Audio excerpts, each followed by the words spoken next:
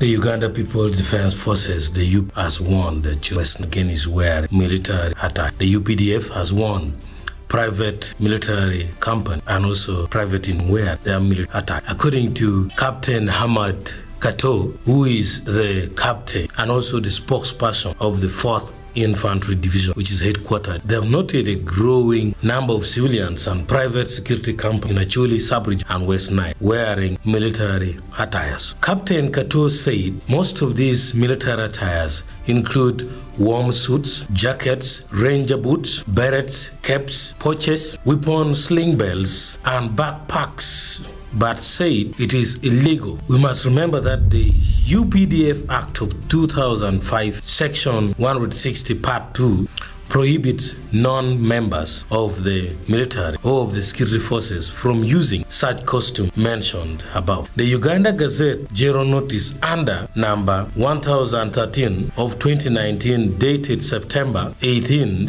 2019, also issued a notice describing and prohibiting members of the public from wearing military materials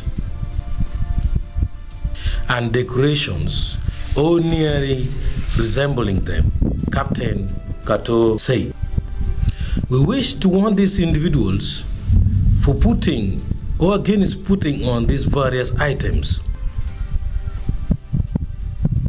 as soon as possible and to hand them over to the Uganda People's Defense Forces and the UPDF for further management." The UPDF 4th Infantry Division warned that failure to comply will lead to further actions as the army wants to lead to maintain law and order in the community. Previously, civilians had been warned against wearing military attires, and also to this, a number of them have been arrested. For example, a number of opposition members of parliament, opposition members of National Unity Platform, or the NUP, commonly known as People Power, were arrested and taken before the military general court-martial for wearing the red berets, which also belong to the UPDF.